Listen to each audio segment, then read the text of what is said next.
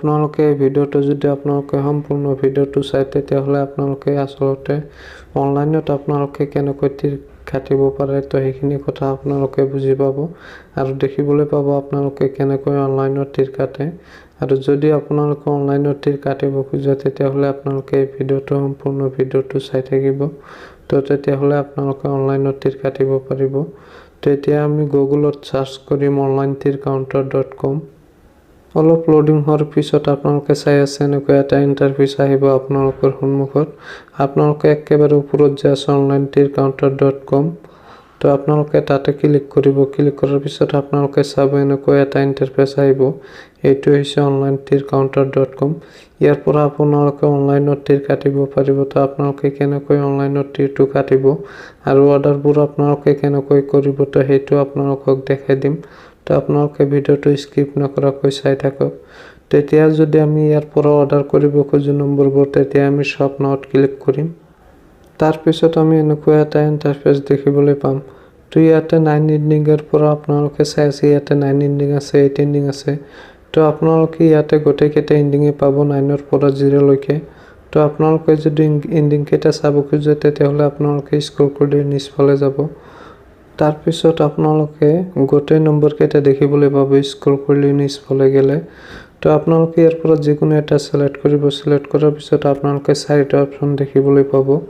আপোনালোকে আসলতে নম্বৰটো ক'ত কাটিব এই 4টা অপচন আহিব। তাৰ পৰা আপোনালোকে যিকোনো এটা অপচন সিলেক্ট কৰি ল'ব।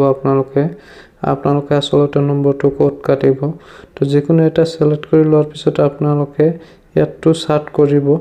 ইয়াতটো সাৰ্চ কৰাৰ পিছত আপোনালোকে চাব ওপৰত ৰাইট সাইডত আপোনালোকে এটা চাব তাতে আপোনালোকে ক্লিক কৰি আপোনালোকে এনেকৈ এটা ইণ্টাৰফেচ দেখিবলৈ পাব।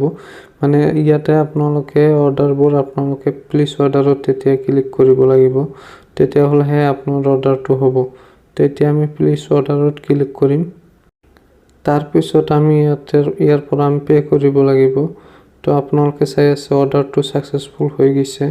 হৈ যোৱাৰ পিছত এতিয়া আমি অৰ্ডাৰটো পে কৰিম কেনেকৈ। তো এতিয়া আমাৰ হোৱাটছআপত এটা SMS আহিব। তো আপোনালোকে আপোনাৰ হোৱাটছআপ নম্বৰটো দি কনফাৰ্ম কৰি ল'ব। তো সেই আপোনালোকে হোৱাটছআপৰ SMS-ত যাই আপোনালোকে পেমেন্টটো দিব পাৰিব। তো বলক এতিয়া হোৱাটছআপত তো আমাৰ হোৱাটছআপত এনেকৈ এটা লিংক আহিছে। তো এই লিংকটোৰ পৰা যদি আমি পেমেন্টটো দিব খোজো তেতিয়াহ'লে আমি ইয়াতে onlinetircounter.com অৰ্ডাৰ ষ্টেটাছত আমি ক্লিক কৰি ইয়াৰ পৰা আমি পেমেন্টটো দিব লাগিব। তো আমি তাতে ক্লিক কৰিম। তাৰ পাছত আমি এনেকৈ এটা ইণ্টাৰফেচ দেখিবলৈ পাম।